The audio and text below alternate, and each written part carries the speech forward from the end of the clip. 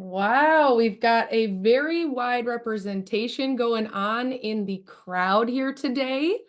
Hello there and welcome everyone to today's webinar, WordPress for Media and Publishing Sites. My name is Paige and I am here to be the ears and the eyes throughout the presentation. I'll be navigating any audience questions that arise throughout. Now, before we kick off the webinar today, I want to address a few housekeeping items. First, a reminder that we are recording this webinar, and not to worry, we will share it with everyone here via email after the conclusion of the event. Additionally, should you have any questions for our panel of speakers throughout the course of the presentation, please feel free to use the Q&A feature at the bottom of your screen. We've got a large group of audience members joining us today, so we likely won't be able to get to all of your questions, but we will certainly do our best. And finally, speaking of this large audience, I'd love to continue to get the conversation rolling. If you haven't already, pop in the chat where you're joining from.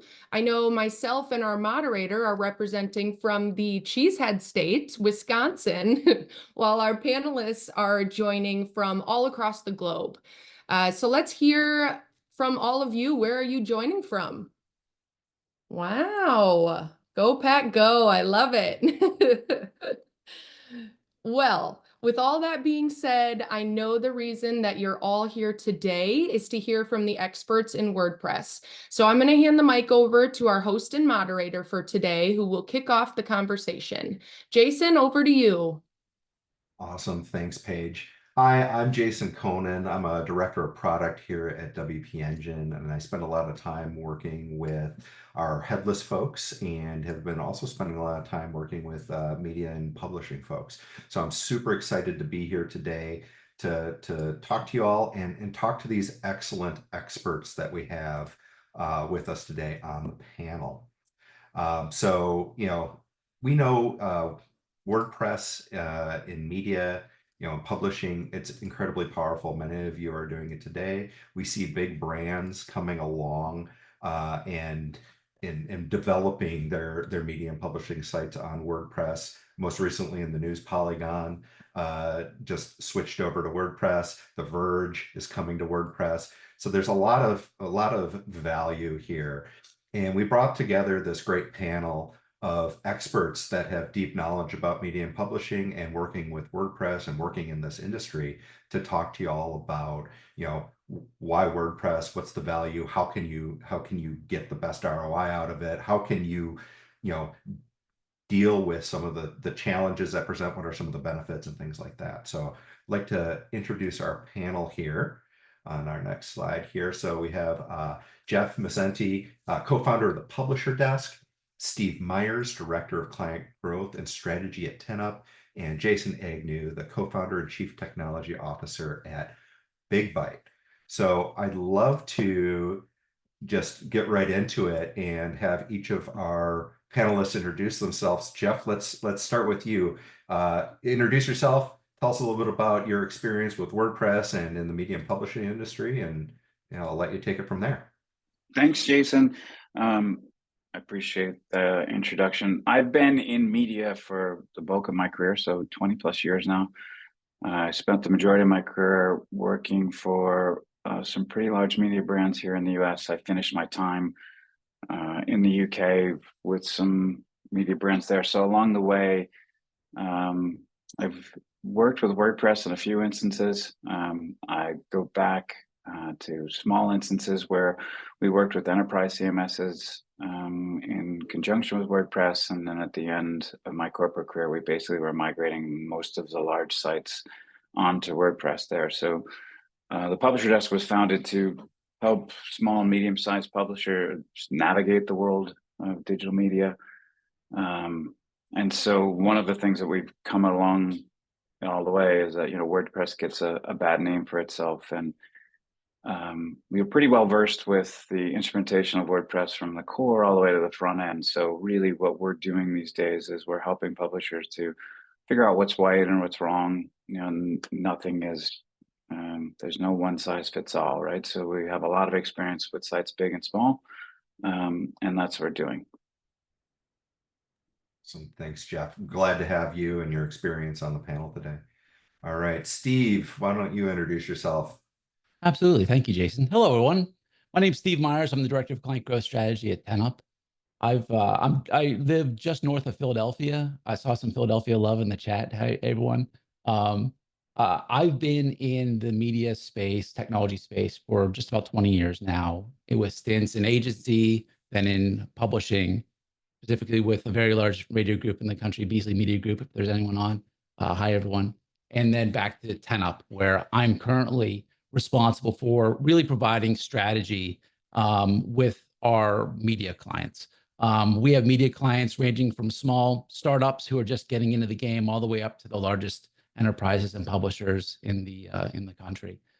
So, I think for me, WordPress has been part of my career journey. And to sum it up, I just feel like it just makes sense. If I just had to put it in a few words, when you think through what the open source community has brought to the table and what you can build on top of that, it's just a very exciting technology to work with, but also to really build a business on. So I'm excited to talk about that more today.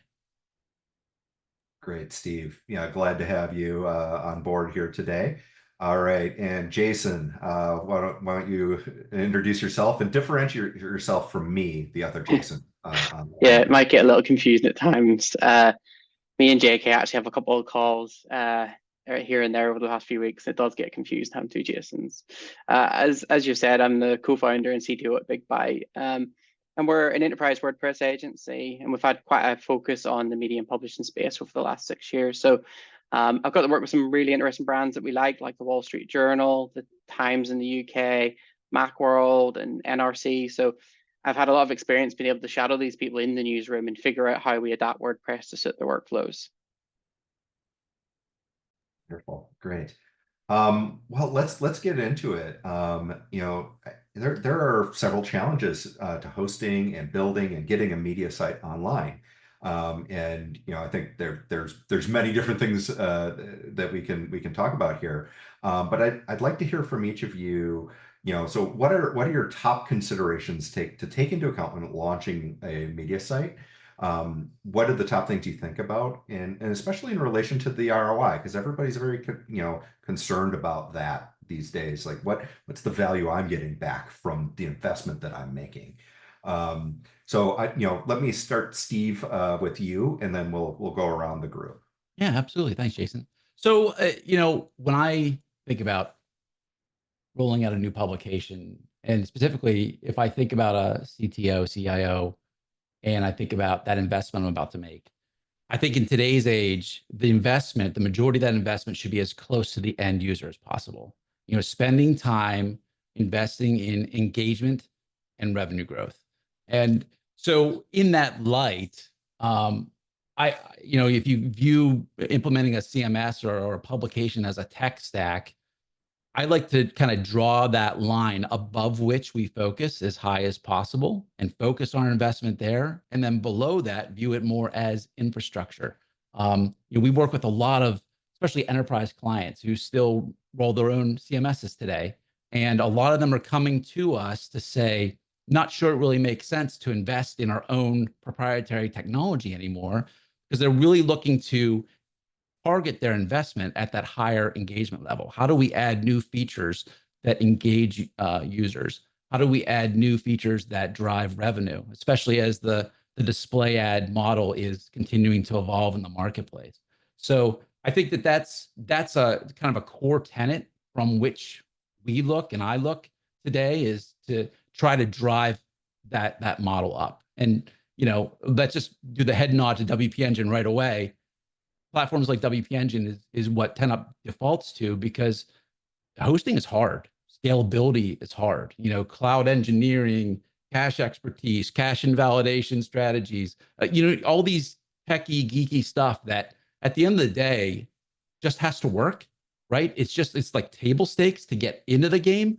So I like to rely on partners like WP Engine to be there so that we can really focus the investment at that higher level. So I would start with that.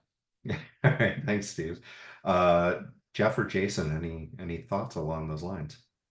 Yeah, I mean, most people would think performance is the go-to thing to do. But I've had a quite interesting conversation with someone recently who said performance is dead. And it took me back a bit when they first said it, because I was like, that's a very weird statement to think. But I get the sentiment. They're saying, with Google algorithm changes affecting your sites and people getting used differently from the threat of AI, maybe it's not so clear cut anymore. And I think maybe we've moved past performance onto accessibility, like making it easier to get that content on different devices and easy for people who maybe had trouble in the past. So like if you have any disabilities, for example. And, I think initially performance was around that mindset anyway. It was all about how can someone in a country on 3G access this news article? But that stuff's become standard now. So now we need to shift to the other problems that exist. Gotcha. Yeah. Jeff? I really look at it as ubiquity. And I think that, the end user is the consumer of the content, but really when we engage with our clients, it's usually about how can we remove as much technology as possible and make things as simplistic as possible, right? We don't need to tech to tech. The nice thing about something like WordPress is that it is relatively ubiquitous for their editors and having people in different locations. And as folks go remote and wanting to have different extensions, it is an extensible platform. And I think that the biggest thing that we see is that WordPress gets a bad name because a lot of folks will come to us and say, yeah, but it's not going to get us to where we need to be. And usually that's because they've been on Envato and they're looking at saying, hey, it's a $49 theme and that's my website. And so it's an education. That's not a website. That is a starting point. But I think that when you look at some of the things you get into more advanced technologies today, like, headless WordPress and things like that, I mean, it doesn't matter how big or small you are, there is an application for these types of things. And if you have something that is has ubiquity in between, it says like, hey, I'm not creating a custom application for this one place, and I'm not feeding my iOS application via one platform, right? You can center or consolidate everything to a platform that everyone understands and is easy to extend as you go forward. And the great thing is you don't have to worry about the core, right? The community keeps forwarding the core, and you can choose to just stay on that trunk, and it's going to take itself a long way, saving yourself the investment of having dozens or hundreds of engineers to do that stuff for you. Yeah. Okay. And yeah, I think we've all talked before. It's like performance is important, but it is, it's kind of table stakes, and it's these other values on top that really sort of define how you can have a successful experience with WordPress. Jeff, you kind of touched on the ubiquity, and it's like, oh, maybe you have one platform that's powering multiple pieces of content. Can we talk maybe a little bit about like, the costs of running WordPress versus other systems or multiple other systems? So it's different for everyone. So you have folks that come to you that are spending heavily to support multiple systems, and in some cases that's the right answer. I think that I can say across the board we're seeing folks that are wanting to consolidate. So I think I'd rather speak to it from that, right? There are instances like when I worked for some of the News Corp publications here in the US and in the UK, like, yes, it made sense because you had a printing press, and WordPress was not good at feeding that, right? So you had another workflow that you were feeding into to help make sure you're printing a paper every day. That makes sense. But when you think about digital publishing or digital first, digital only, I think that a lot of the consolidation we're seeing is like, look, I want to either monetize or I want to get my content in front of the right audience. But when I create that, like, hey, I might be servicing my own platforms. I might have syndication partners. So, since algorithms have updated in the last 6 to 12 months, we're seeing a lot of our publishers say like, hey, help me get to Yahoo, help me get to MSN. Great, I got there, but the content's got to be formatted differently. So we built a lot of tools and services around that. So, their editors don't have to do much more than craft the content, and we'll do the transforms for them. So I think that our model is actually to look at it across all of our publishers to see what are the unique challenges to solve some of those problems for them, and then to provide back at no cost, right? So I think that my model is a little different than some. There are some that are building custom solutions for that. But in the spirit of what this ecosystem is, we are trying to contribute back with plugins and extensions that are at least to some extent, available to every publisher, not just the premium publishers that we're servicing at the top end of the spectrum. Yeah. Steve, you got any? You look like you have some thoughts there. No, yeah. I was in a conversation the other day, and someone was asking me about what edition of WordPress we ran, and I kind of had to pause and think, what were they asking? And because WordPress means different things to different people, kind of what Jeff is saying. There is a way to install WordPress, download it off of .org, go to the .org directory, and kind of just go grocery shopping and pick all your components, and end up with a very usable site right away, right? Or go to the Envato marketplace and buy a theme. That's on one end of the WordPress spectrum that has WordPress, the one and only WordPress at its core. At the other end of the spectrum is working with, more in the enterprise, where still using that WordPress, that core WordPress, building an enterprise ecosystem around it, you can become very advanced, but also very maintainable, very scalable.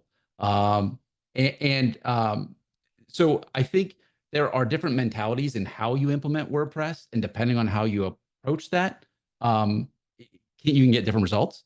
But also, there are different businesses at different points in their life cycle that can't necessarily afford a six-figure website. It's great to get started out of the box with what you can do on your own, and then grow from there. I think it's just important for everyone to realize it. WordPress at the core is the same across the whole thing, and that core is like super scalable, secure, and a great place to build on. And first and foremost, by the way, an amazing editorial experience. That's where we're finding a lot of our clients are really flocking to it, because they want that Gutenberg editing experience for their clients.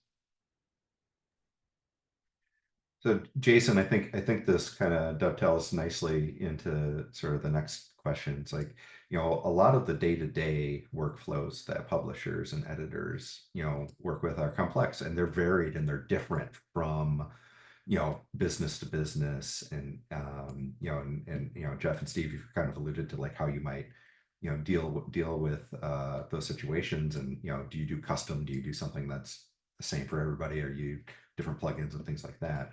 How do you address, some of those challenges in the media and publishing space?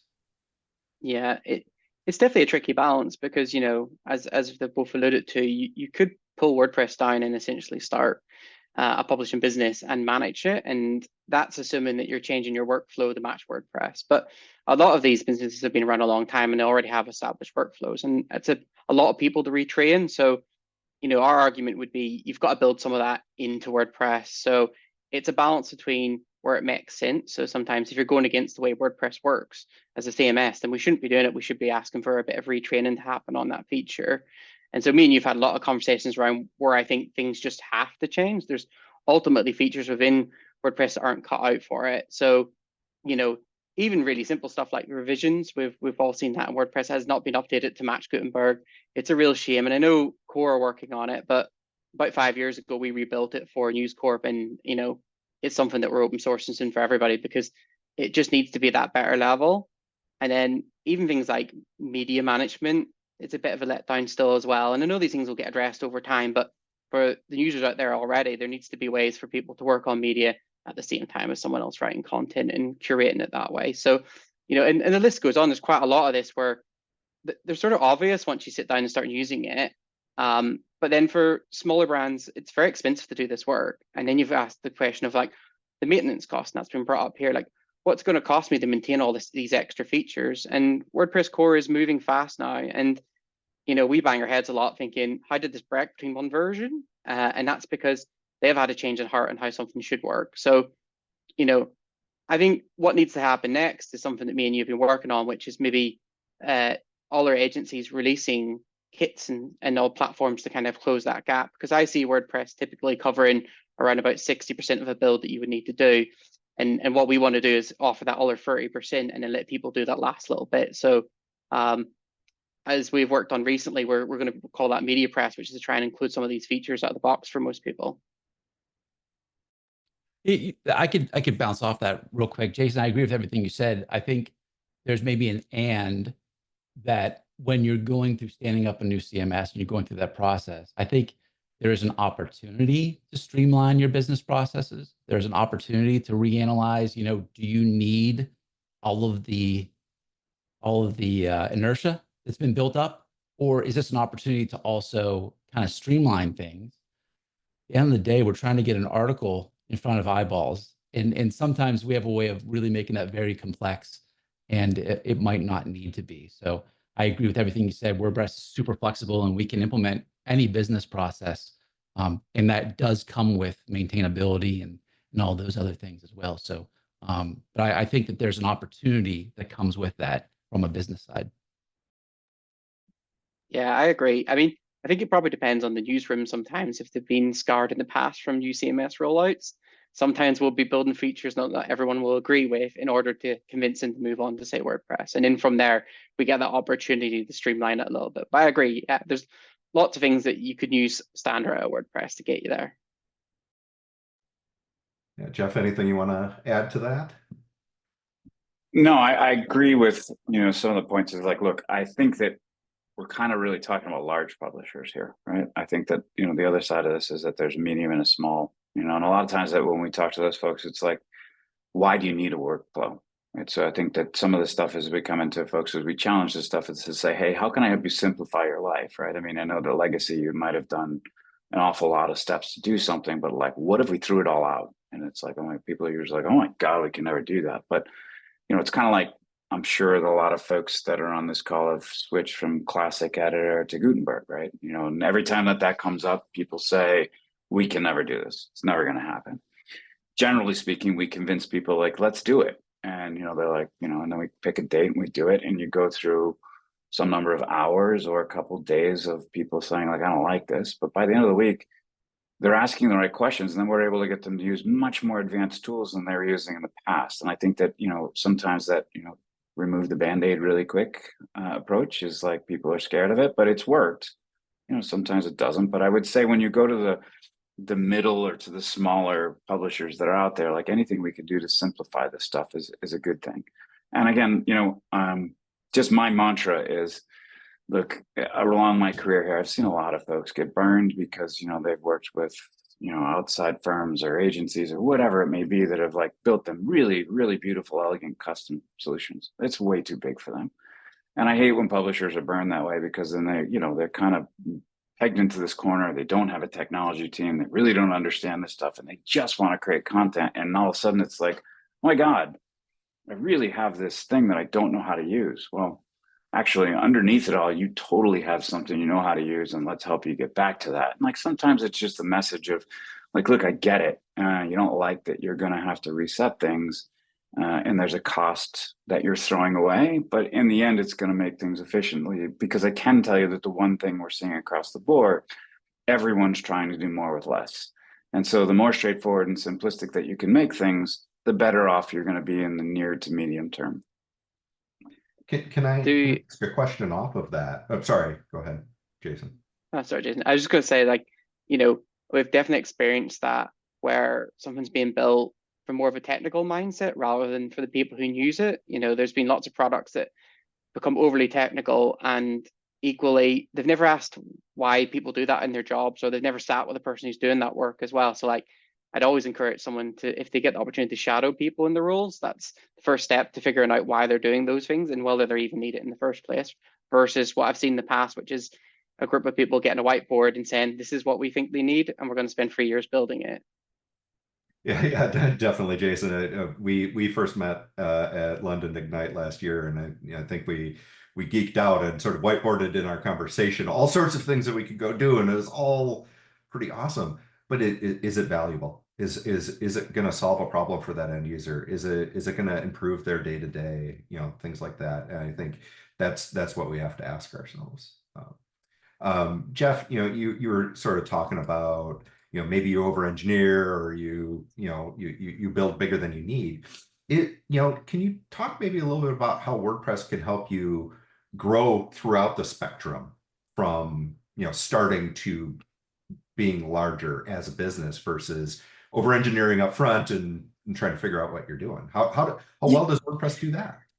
Yeah, I mean, look, the one thing that I'll say is I have a lot of publishers here, and forget about your organization, right? I mean, when you start to get to the middle of the tier, I have a lot of folks that have skimped on hosting to get the onset of the stuff, right? And so here's the thing: is that you can set up WordPress, find xyzhost.com, for $6 a month, start your website, like you say, take one of the stock automatic themes, whatever you want. If it's decent content, it's going to grow, right? It's changed a little bit in the last 12 months, but that generally has been true over the last 20 years.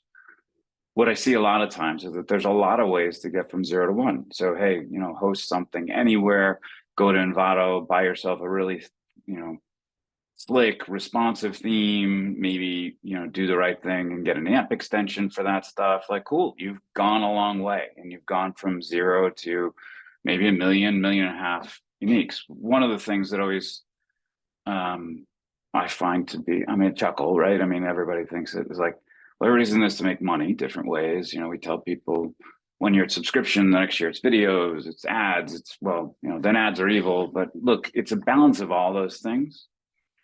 And so there's a journey and a learning experience in this. There is to say, just because you got from X to Y, right? Some of the stuff is the worst mistake a founder can say is like, look, I'm not going to give up some control here. So like I had $6 hosting and I bought a theme for $50 and that's as far as I'm going to go. The best thing you can do is to say like, look, I've done pretty well. Now I'm going to start asking for help, right? So where's the next step? Where's the next piece? I think a lot of the things that we start to talk about, Jason said it, Steve said it, performance is table stakes. But I think that there's a lot of things we look at now over the last 12 months. We're like, look, publishers have been materially impacted because, hey, my content's not useful, my page performance isn't good. There's a lot in this. And it's like, look, for one person, use any coy term you want, drinking from the fire hose, informational, whatever. You start to need a partner that's looking across the spectrum. I have publishers today that do have useful content, but for whatever reason, the algorithm doesn't favor them.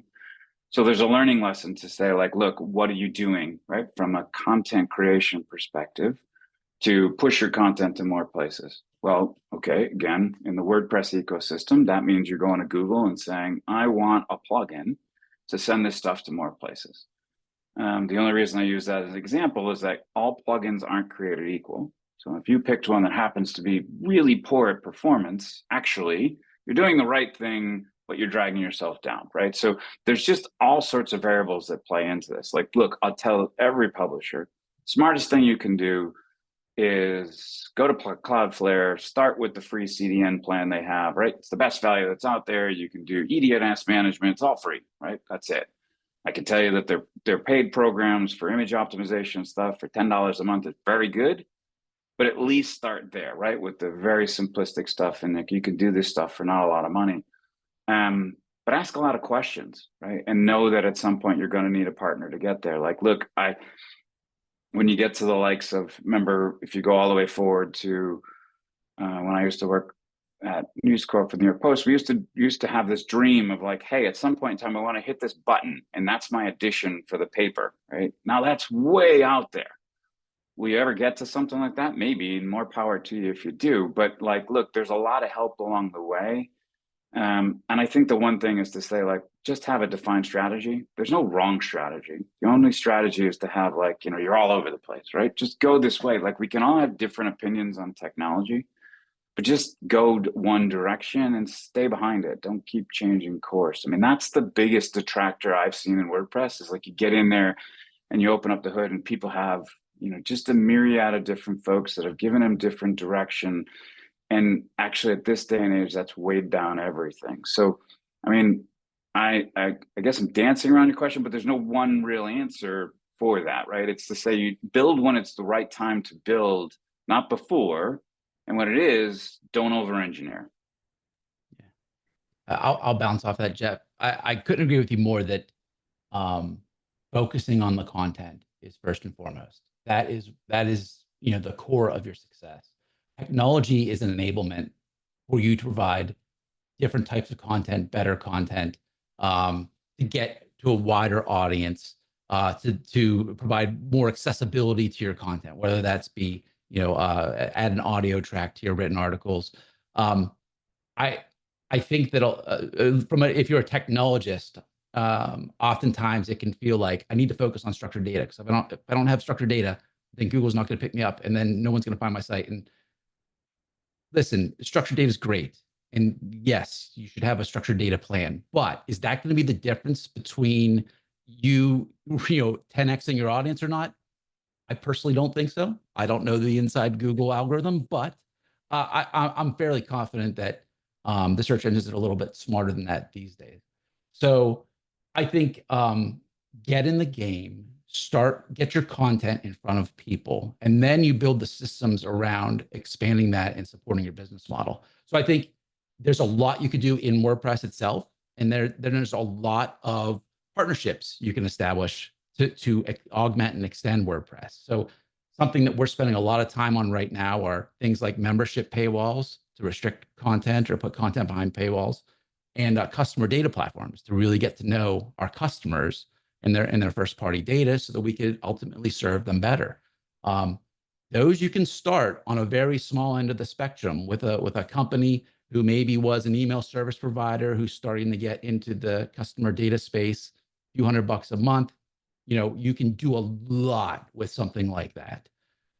Don't necessarily need to jump in to the $10,000 a month separate customer data platform and email service provider and membership paywall. So I would just encourage people to, Jason, down your path of how do you grow. I think technology is not going to be the magic wand that just makes you grow. I view it as more of an enabler to support your strategy. So to your point, Jeff, have that strategy, and I think it starts around the content. The only thing I'd probably add to this is that, I love the bootstrapping of a site. I've came across some big companies who have did this, and they spun off successful brands based off a bootstrap website that they then need to change and grow with. I guess from being from more technical background, maybe I would be mindful of migration, because sometimes plugins will interact with your data in different ways. And so I guess I would always encourage you to consider your WordPress install as your content hub that you want to keep forever and that you want to improve along the way. So it can be quite important to make sure these plugins aren't messing with the actual content written and how it's stored, so that you can keep it rather than have to do a mass migration. It's less of a problem maybe with Gutenberg these days, but good examples would have been things like shortcodes in the past with Classic Editor being littered everywhere and becoming a problem later down the line. So I think, yeah, bootstrap it, but maybe read into the plugins that you are using so that you're not going to hurt yourself in the long run. Great. I think this flows right nicely into our next question. And Steve, I'll start with you. We've talked a little bit about the changing and confusing nature of what's going on with SEO and search results and things like that. We have AI and machine learning in there making all sorts of changes. And I don't know that we know exactly what that's going to look like in a year, 2 years, 3 years. But Gartner is saying that, hey, due to this, search volume might go down, by 25% by 2026, and that's going to change, how media and publishing sites monetize and get their articles out there. So, how do you feel about that? And do you have any recommendations? Like how do you work with that, and how do you address that in the space? Yeah, I mean, that's certainly top of mind for publishers today, and it's been happening for years. I mean, we have clients who could see a 25% drop in a week after an algorithm change, right? So it's not necessarily a 2026 problem, it's a now problem. And so, over the last 5 years, if I kind of look across the client base that I've had access to, their search acquisition, the folks who come in via search, probably 50% or more of their traffic. Social was following that as the next big chunk, although that's really been tailing off as those platforms are trying to figure themselves out and kind of keep more of that revenue for themselves. Direct traffic, where someone types in your website or has you bookmarked, basically comes to you every day, is maybe 5 to maybe in the best case scenarios, 15% of all traffic. You don't want it to be 100% because you want people discovering and you want to create a funnel of new people coming to your site. But at that low of a rate, your relationship with your audience is, your total achievable audience is pretty small. And so I think when I think about search volume potentially shrinking, and really any of these acquisition channels that you don't necessarily have control over, you're just kind of playing in and fishing in and trying to drive back. think it all comes back to creating deeper relationships with the people who get to your site. How do you retain folks? How do you grow that relationship with them? And then ultimately, if you're a for-profit, how do you monetize that, right? And that goes back to what I just mentioned before, right? Right now, membership, paywalls, advertising, and customer data platforms are very hot topics in the medium and large enterprise businesses, where people are really wanting to get to know their audience so that they can start to show the recommended articles that they might want to see, instead of just in general what the editor would want to see, or maybe what the most recent was. The caveat to all this is, as you get more advanced with something like a customer data platform, you can get a lot of metrics. You get your hands on a lot of metrics, a lot of numbers, but to get insights from that and actually take a business action is a significant effort, right? So it's not pay $120,000 per year for a customer data platform and magically you'll grow your audience. You better have someone dedicated to understanding that system, looking at the metrics as an analyst, and then recommending, here's what we should change from an editorial strategy point of view to get there. So ultimately, it really, I think the focus is coming more inwards, Jason, on content. I think we're looking at our experience, the publisher's experience, and how do we get people more engaged and ultimately, retain them for revenue. Jeff? So we look at, I think that we look at AI in a couple of ways. As generally speaking, we tell folks don't. We've seen more folks damage their brands and their presence with AI than help themselves over the last couple of years. The classic example is the publisher who's creating 6 to 10 articles a day, and then overnight they're creating 60. They're like, hey, what are you doing? Just writing more. Like, really? Yeah. And then the next thing, the traffic goes away, right? So it's like, it's making sure that we're honest with each other about this kind of stuff is a good thing. We are doing things now within the CMS to prompt the editors to saying like, hey, you wrote a headline. I got a lot of sports publishers we work with, right? So you wrote a headline about this. So we are doing things to do analysis of things like Google Trends and keywords to say like, hey, you might want to think of this, right? To give them suggestions based on what they've already done. We do things with AI to find topical analysis. So if somebody's created categories and tags, how can we help them to deep link those, right? Just things that an editor might forget, just clean that kind of stuff up. Steve mentioned relationships. We do a lot of that across our portfolio publishers. We've always tried to, you might categorize it as tech, Steve categorizes it gadgets, Jason calls it, stuff, right? But those are all technology. So how do I put those things together?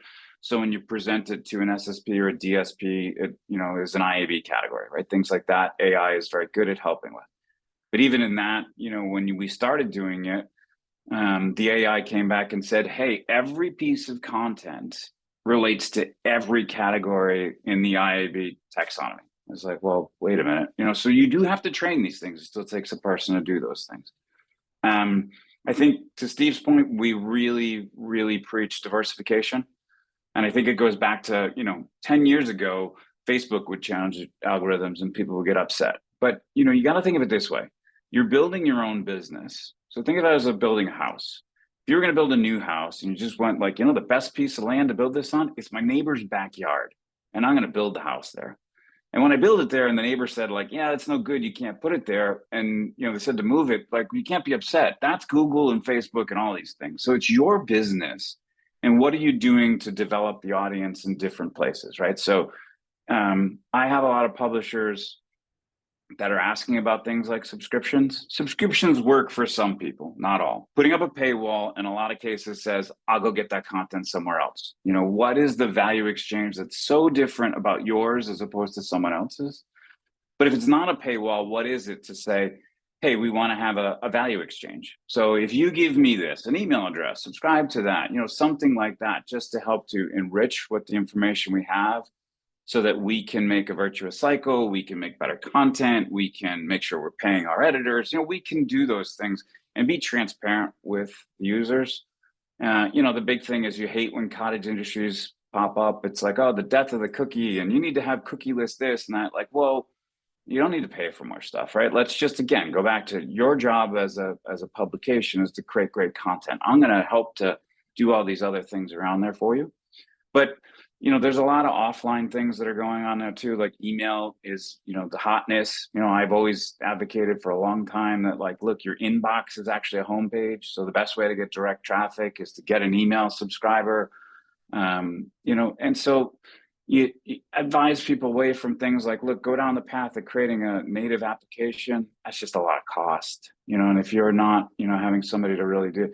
So, you know, really to say, like, well, what are we going to do to be lean? We do help folks with syndication opportunities. You know, can you license your content?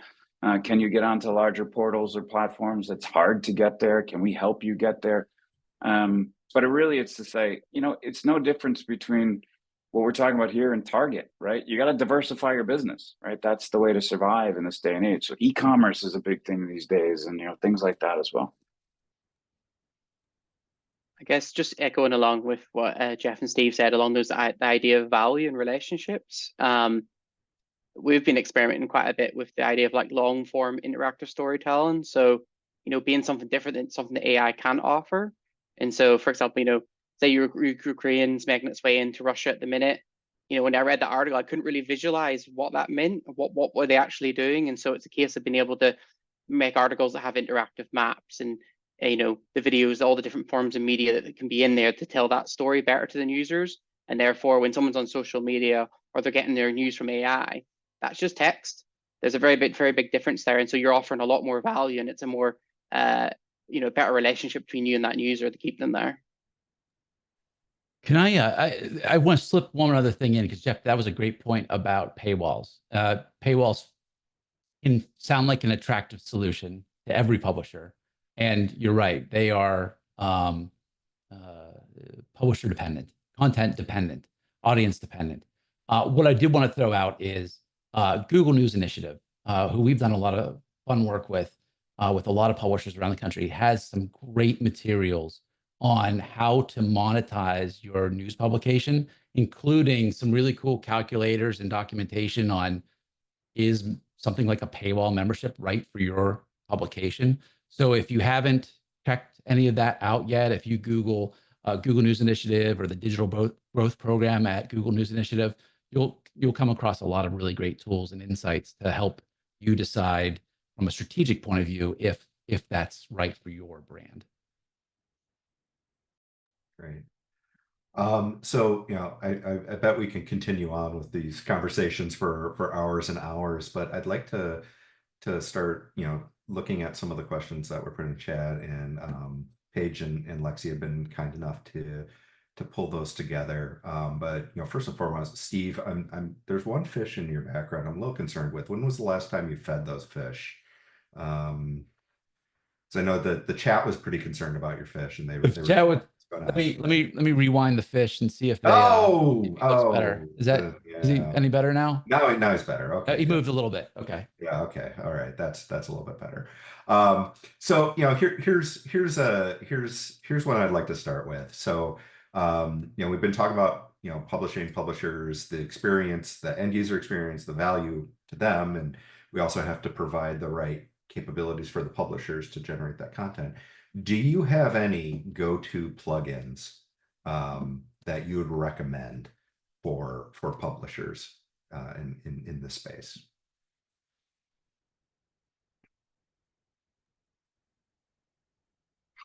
I think that the first one that, you know, folks really look at is something to do with SEO. So, like, most of my publishers have Yoast on their site, you know, and the different variations of Yoast on their site. I mean, that's it. You know, I do have some that have rank math, but I mean, a solid structural, just to tell you, hey, just to follow. And there's a whole myriad of them out there.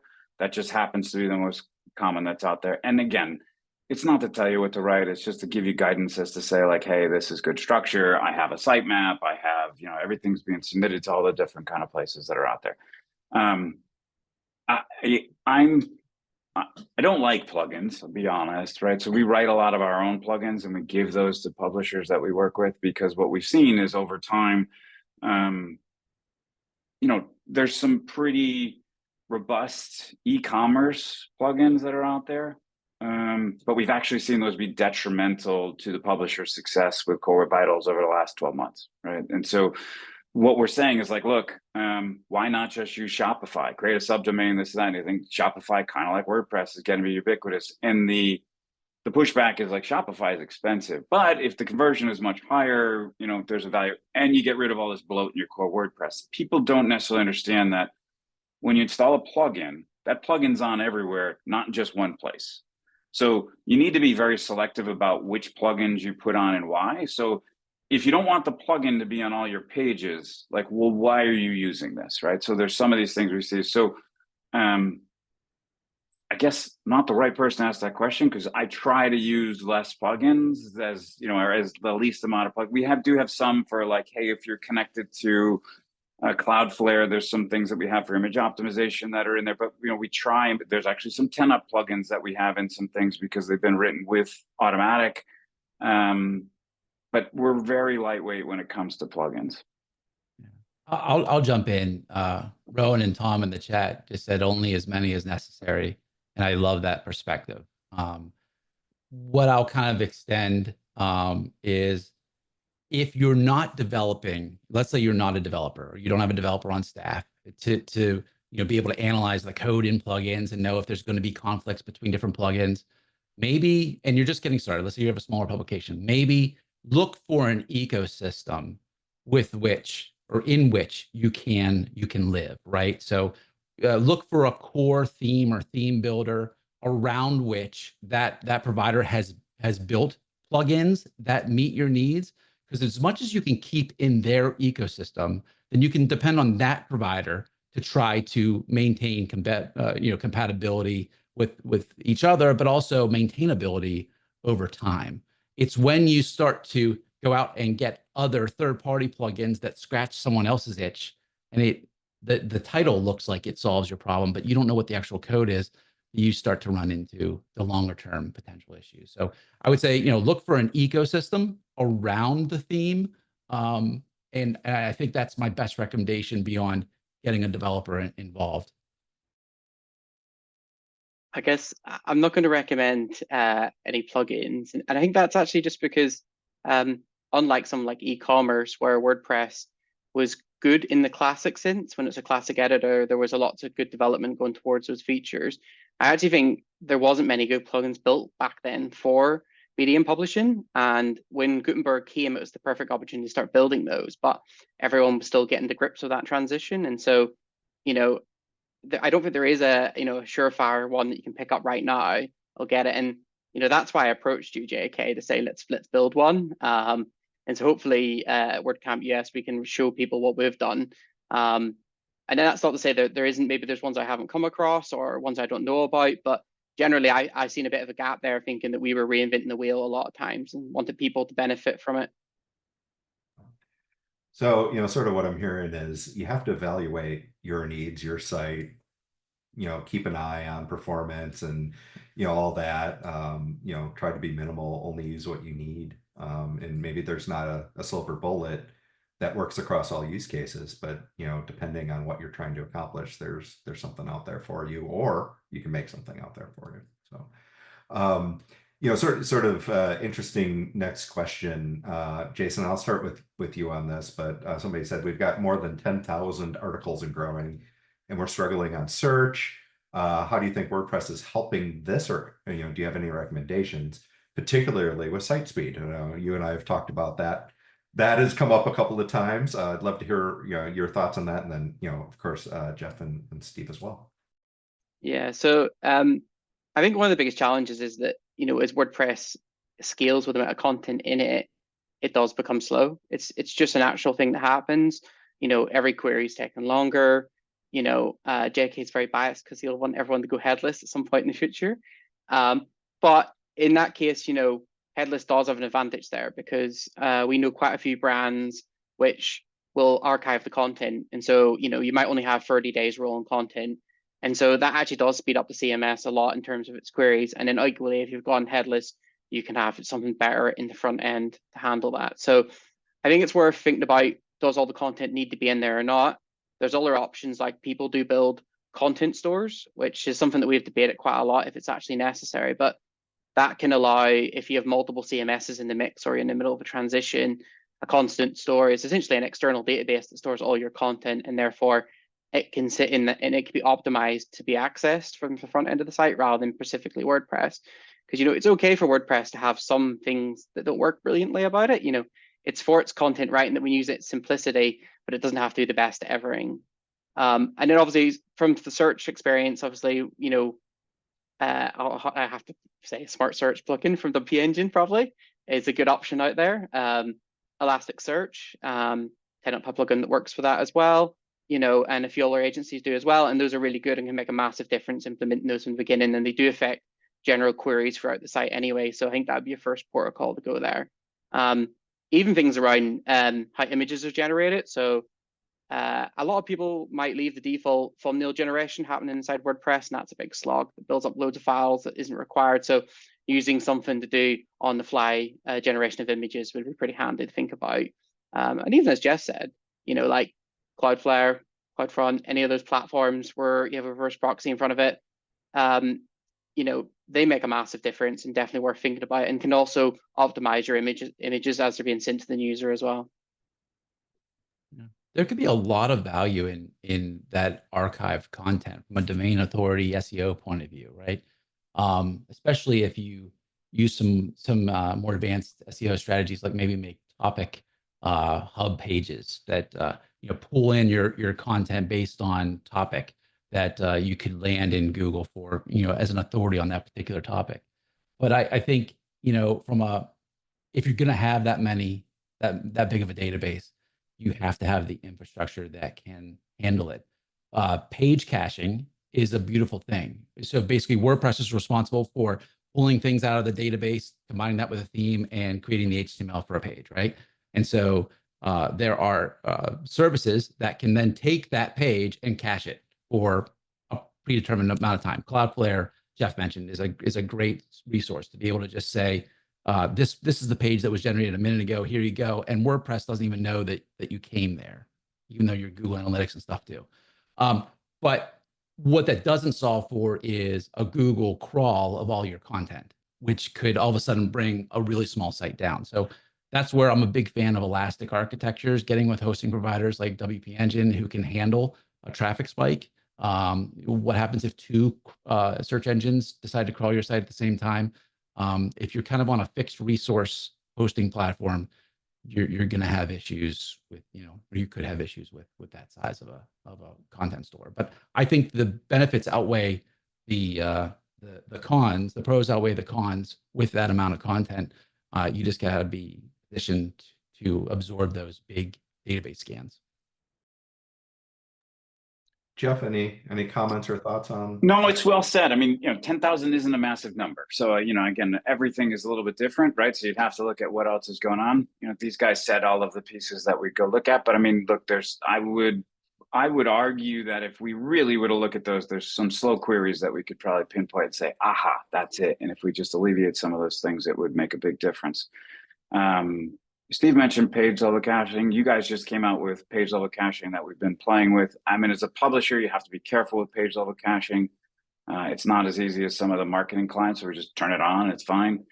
But it's the same thing with anything where you're doing with an ad supported publisher and stuff. You got to be careful with all your JavaScripts and what you're compressing and what you're not. So, but look, Steve mentioned topic pages. I talked about those 15 years ago, and 10 years ago, we're like, we're not doing that anymore. We're talking about it again. The interesting thing about this industry is it's a cycle, and we're back to things that we all thought we sunsetted a long time ago. URL structure, right? 7 years ago, it was domain headline. That's it. I can tell you, I can see that if the subcategory is in the URL right now, those people are doing better, right? That is a completely changed set of thinking to SEO. So there's a lot of other stuff that goes into this where you just want to look and see how the setup is, because the only reason I bring up those things is, look, depending on what you're doing to create your slug and your URL, and you can create some slow queries by doing that incorrectly. So let's say you go change it. You go from root domain to just, headline, or you've put in the category. depending on how you're doing these things, you're going to cause stress on the application. And, you know, these guys are talking about the crawlers and bots that come by. I agree, is that, you know, if you're not careful with those things, it's just an unintended consequence, right? You just don't know. But I mean, a partner will help, right? And again, if a partner is going to charge you a ton of money for that, it's a bad partner, right? I mean, that's not a big number to go pull apart. Great, thank you. So, you know, I know there's many questions in there, and you know, we can't talk about them all here on our webinar because I think we all have several minutes of thoughts on each of these. But you know, thank you for your questions. We're going to try and answer those offline and asynchronously, and you know, try and get some of those things out and get those resources out for you all. So really appreciate it. You know, I'd like to ask each of you to just kind of give your final thoughts before we wrap up today. So Jeff, why don't we start with you? And yeah, give us your final thoughts. I think we had a good conversation. My thoughts are irrelevant. I mean, I'll just say this, that like, look, everybody's different.